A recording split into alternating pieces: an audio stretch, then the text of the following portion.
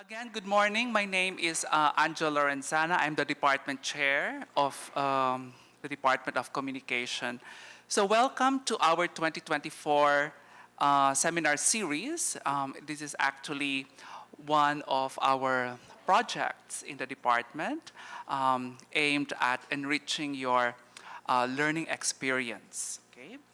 So today we're quite lucky to have a speaker and also a discussant to talk about, one of the pressing issues of the day on digital platforms. And of course, as you know, in the circuit of culture, which is quite popular as a framework in communication, regulation is one of the elements. And, with digital platforms being spaces for creativity and politics, the question of regulation actually comes in. So today, we're going to learn about the European experience because it's one of the countries which has been, or regions in the world, which is quite brave enough to tackle the tentacles of digital capitalism. So without further ado, let me now introduce our speakers. Of course, guest of honor, Dr. Josef Trappel is a professor of communication policy and media economics at the Department of Communication Studies at the University of Salzburg in Austria. He is director of the department and director of the Erasmus Mundus Joint Master Program in Digital Communication Leadership. Okay. He studied communications and political science at the Universities of Salzburg and Zurich in Switzerland. His scientific and research work focuses on the relationship between media, digital platforms, and democracy, changes in mass media structures and their implications on communication, national and international media policy, and media economics. Together with Werner A. Mayer, he is the chair of the Euromedia Research Group. Recent projects include Media for Democracy Monitor and the Euromedia Ownership Monitor.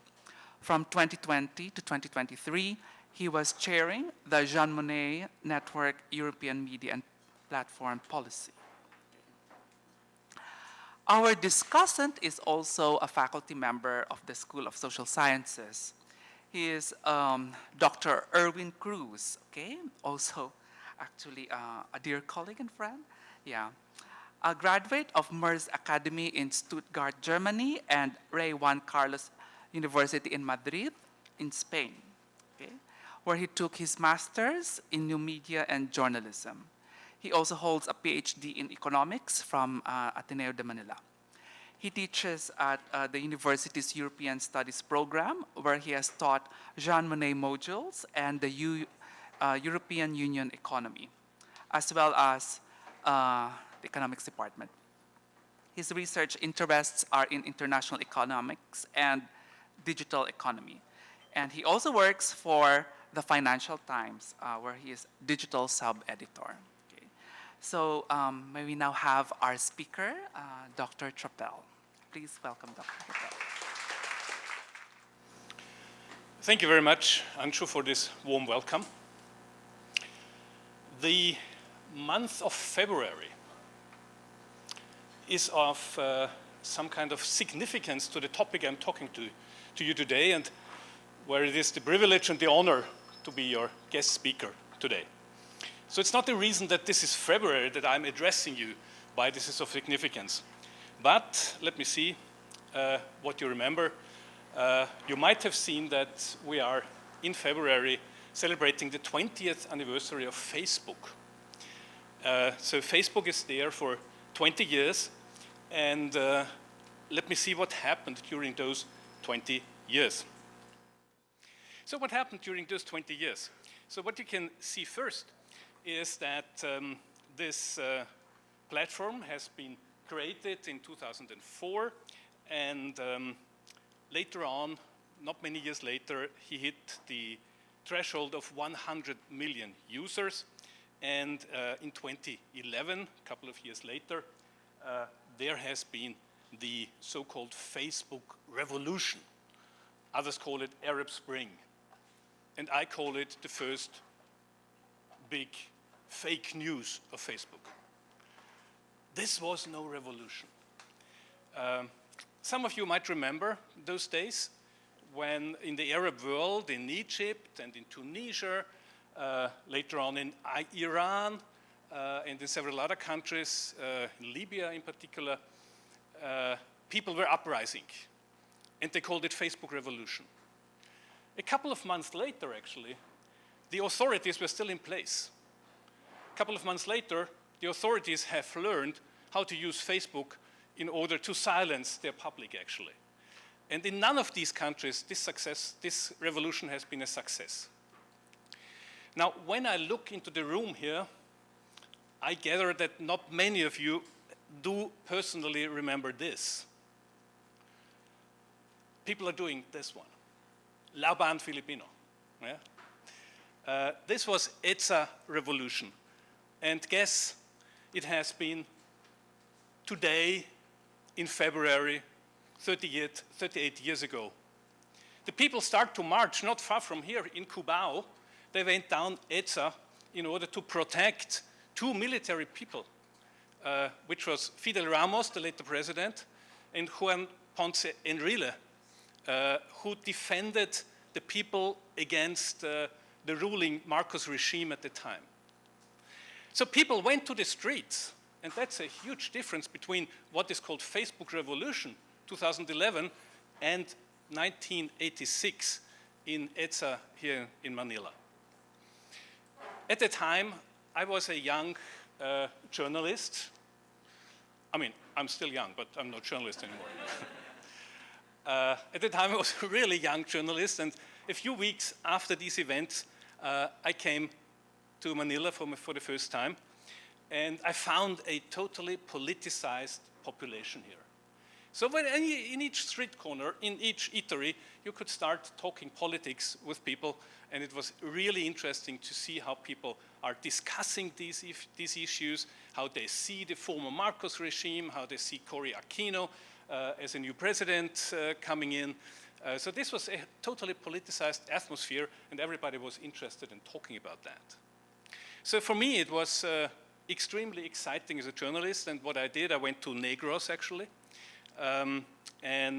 These are my pictures now from 1986.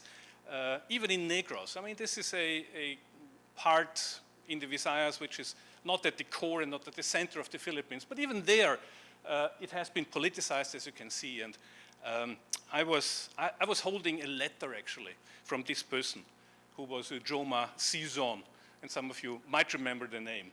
Most of you don't, I see in your faces.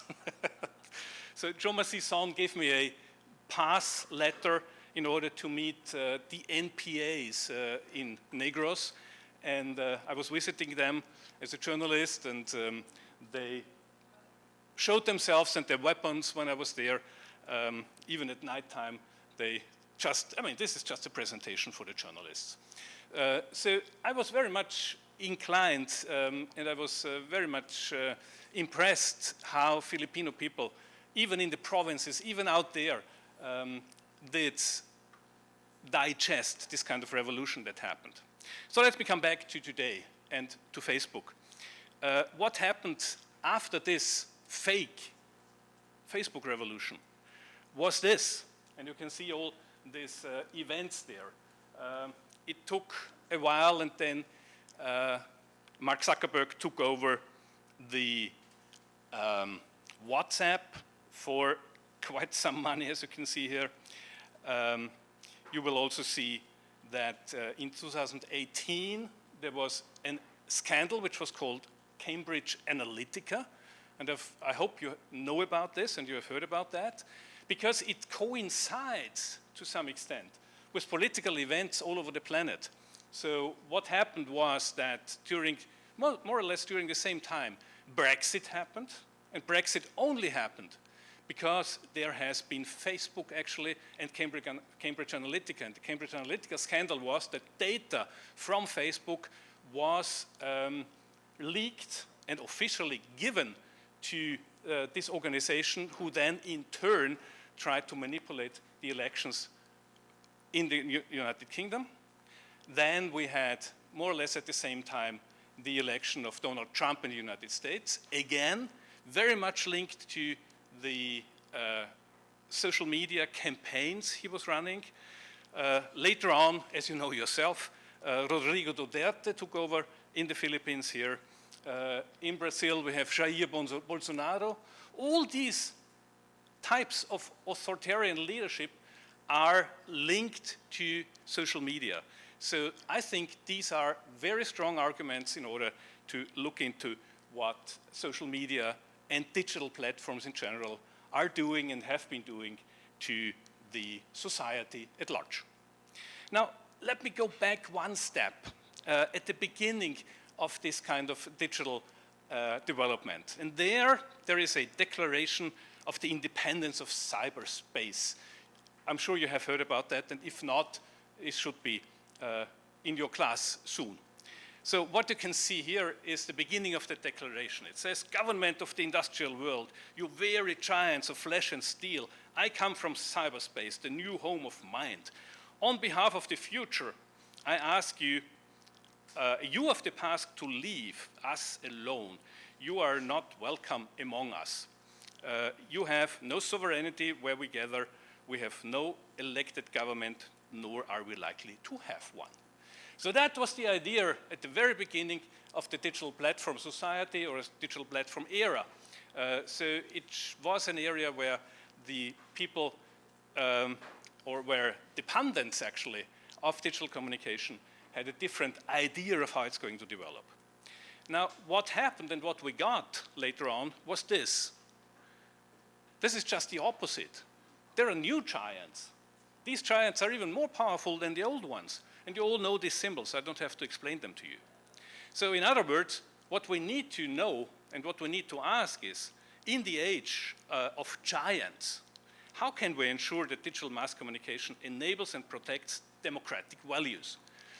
And I choose the term digital mass communication deliberately, because it's still mass communication, as you all know. So Facebook and WhatsApp and all the other applications you are using, they are mass communication still, although there is an individual component with it. And when I'm talking about the democratic values, just a few of them here to know what we are talking about. So it's free and fair elections, it's strong institutions, it's independence of judiciary, it's the rule of law, and it's the freedom of expression and the freedom of speech. So this is at stake when we are talking about digital platforms. Where do we stand today? Last week, the Economic Intelligence Unit has published this graph here. And to explain that briefly, this moves from not very democratic, in other words, strongly autocratic regimes, these are deep red, to deep blue, which is strong democratic. So now you can see how the world is divided according to the Economic Intelligence Unit. You can see that very few countries actually are dark blue. The biggest one is Greenland, because this is part of Denmark. Even that is a bit misleading here. While you will find, if you look closely, a very tiny little country in the middle, this is Switzerland. So they consider Switzerland also as being highly democratic. While at the other end of the spectrum, deep red, you will find more countries actually than deep blue. So this is a depressing picture and a call to action for all of us, as academics as well as politicians. Now, if we go to the freedoms and the policy of liberation and freedom, then you will find basically three documents which are applicable to all of us. The first one, at least, is the Universal Declaration of Human Rights, as you all might know, just after the Second World War, released by the United Nations. Then in the European context, which I'm going to speak today, we have the European Convention on Human Rights, a few years later, 1953, and in the year 2000, the Charter of the Fundamental Rights of the European Union, which is a basic document of the European Union. Now, I'm going to focus or zoom into the communications part of our talk today. In the 19th and 2000s, actually, Europe has been focusing on television. So there has been the Audiovisual Media Services Directive for television. There has been Creative Europe in order to stimulate audiovisual production. But in the 2020s, there have been a few more interesting initiatives, and these are listed here. So it's the GDPR, the General Data Protection Act, then DMA and DSA, Digital Market Act, Digital Services Act, then Artificial Intelligence Act, the last one, which has been passed only a few weeks ago, and the EMFA, European Media Freedom Act, is not yet enacted, but it's very close to the parliamentary debate. Now, just if you don't remember anything from this presentation later on, just remember these 4 items here. So the GDPR says you must not collect more data than you need for a purpose. So whenever you buy something online, whenever you render a service online, you must not, according to the GDPR, ask for more data than you strictly need. So if you buy chocolate online, or if you order food online, then it's no need to know how old you are. There is no need to ask for the name of your father. So all these kind of additional information is illegal according to the GDPR in Europe, which is a very strong principle. DMA and DSA, DMA, Digital Market Act, it requires consent of the end user to use your data. Also a very important principle. And the other one is, in the DSA, the notice and action principle. Meaning, if you see something illegal online, then there is an institution you can call and tell, and this institution needs to take action on this. Then we have the AI Act, very new one, Artificial Intelligence Act. And here the principle is the higher the risk, the stricter the rules. When it comes to use AI, for example, for social scoring, this is maximum risk. And that's why there is the strictest rule on social scoring, for example. And finally, the EMFA, the principle is the defending of the editorial autonomy or independence. So that's the principles here. And for the rest of my presentation, I'm going to focus on those here because they are of most relevance to our topic. Let me start with the DMA. So what you can see here are building blocks. And the idea is that these building blocks are put together to form a wall against illegal content online. You can see the title up here, which is a typically long bureaucratic title of the European Union. The most important thing is here that it is a regulation. So it's not a directive, as in many other cases, it's a regulation. The regulations apply directly to member states. So let me see what these building blocks actually are. First of all, you can see that DMA calls all kind of digital platforms gatekeepers as long as they fulfill these criteria in the European Union. So they are quite high. So not everybody is a gatekeeper here, but these gatekeepers are listed actually in the European legislation, and these are the 7 gatekeepers according to that law. So these gatekeepers have to respect the obligations laid down in the DMA.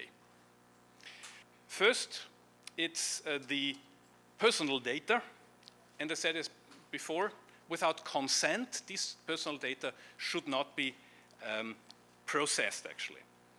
And this personal data should not be combined with any other data from relevant platforms. That's a very important principle. So these large platforms have to respect this. The second one concerns software. You all have that experience. You buy a new you buy a new gadget, and on this gadget you have already pre-installed software. And the principle of DMA is that it must be easy to deinstall that kind of software.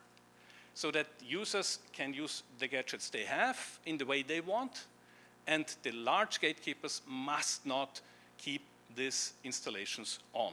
So there is a strong obligation to make it possible to de-install software.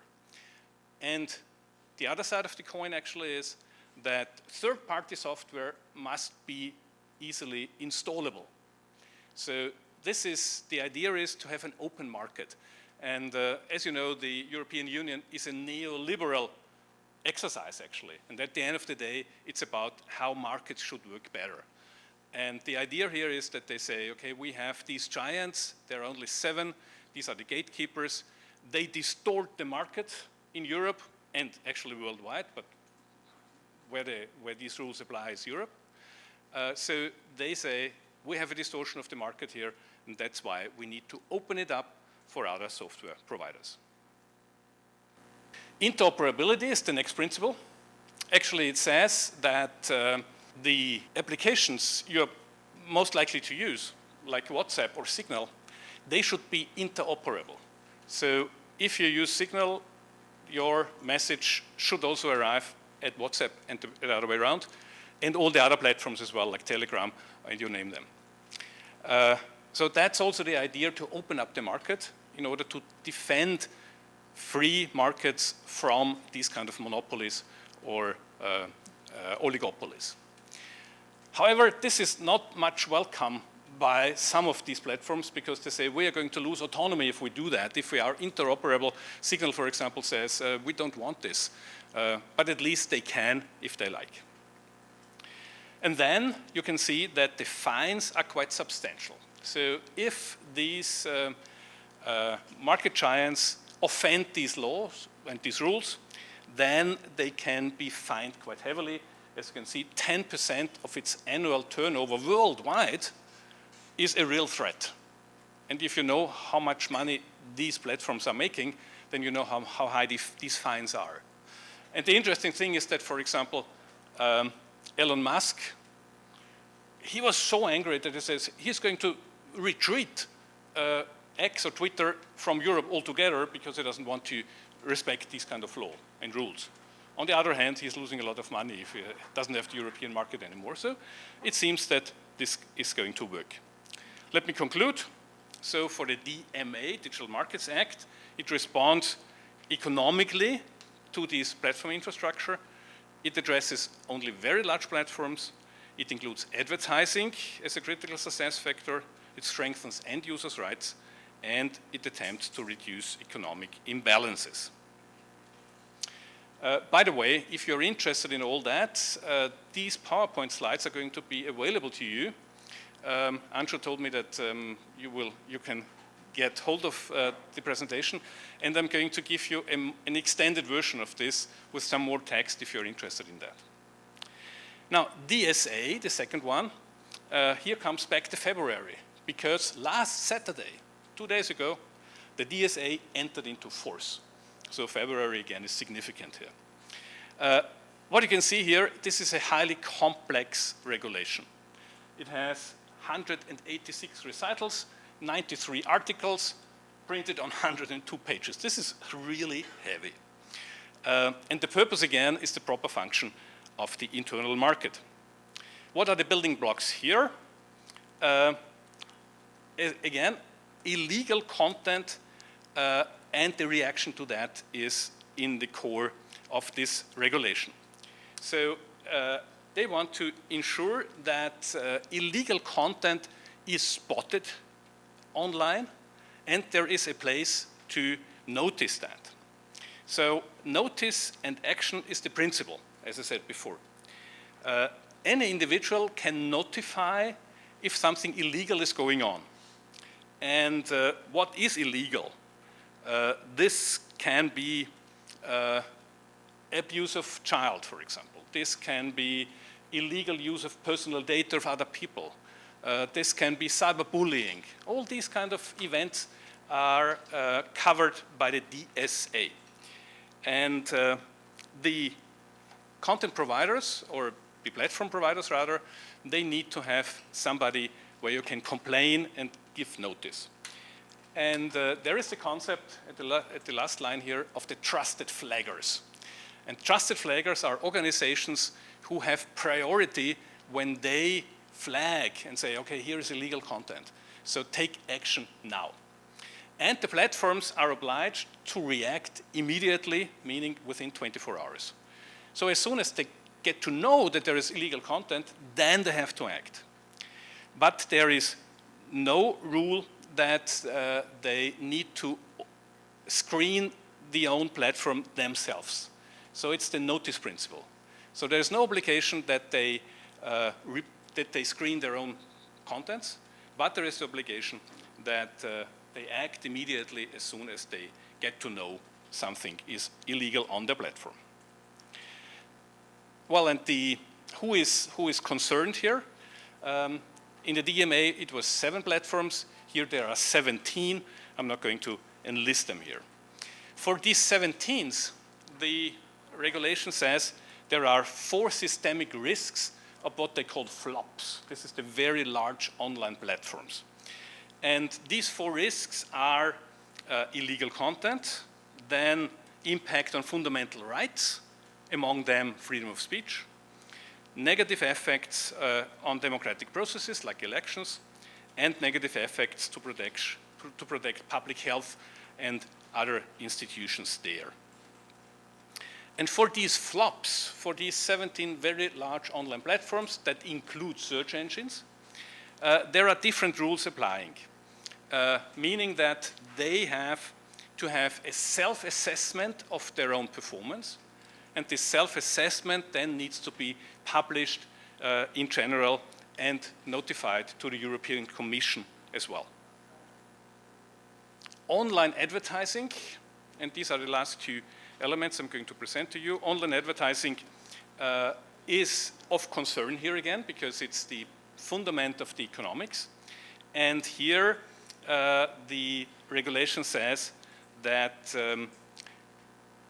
it should be and must be transparent to us end users who pays for the advertising and why it is on our screen actually. So what is the mechanism behind it that we are displayed a certain part of advertising and not a different advertising? We all know that. So these are algorithms steering that kind of advertising style. So if you have a pet, it's most likely that sooner or later they realize you have a pet and then you get advertising for pet food. If you don't have a pet and you get advertising for pet food, then the algorithm doesn't work well. But this should be transparent and according to the regulation must be transparent. And that's quite interesting. And the same goes for recommender systems, which are basically the same style. So the recommender systems must be opened up, not the algorithm itself, but it should be transparent to the end user how this is going to be organized. So here again, to summarize, there is some trust in self-evaluation by the European community, where I have my doubts actually, and we can discuss this if you like. There are some reporting obligations. Then we have to acknowledge the relevance of advertising and the recommender systems. There is a strict supervision of the digital services coordinators. This is an institution in each member state. And finally, it's a very complex regulation and difficult to administer. We will see how this is going to work. Okay. So we wanted to answer this question in the age of science. How can we ensure that mass communication media enable and protect democratic values? Well, first of all, there is no capitalist mass communication media without giants. And giants can be regulated.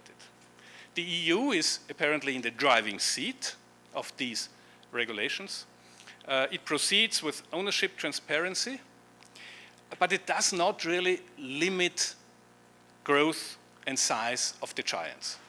And what we did, and Andrew mentioned that briefly at the beginning, what we did is a large project, and this is a database open for the public, you can check it, who owns the media. So we have done for the 27 European countries, a database where you can find out which outlet is owned by which media company. So this adds to the transparency of media ownership. And finally, there is some limited trust in self-regulation of distribution, of this information. We have some democratic backsliding, and it's not sure if this is sufficiently addressed. And on the agenda, there is editorial freedom, content quality, and the combat of corruption in the media. This is part of the EMFA I didn't report to you here. And because you have been listening so patiently, I'm going to close the presentation with a few pictures from beautiful Salzburg. This is where I come from. This is where my university actually is. So a few snapshots of how beautiful Salzburg is. This is winter now, February again. This is when Salzburg is covered by snow. It's even more pretty. A few details here from Salzburg, as you can see. And then you can see my university. It's the lower building, actually, not the upper building. Here you see a few of our rooms. And if this is of any interest to you, welcome to Salzburg as a student of Erasmus or any other way. Thank you very much for listening.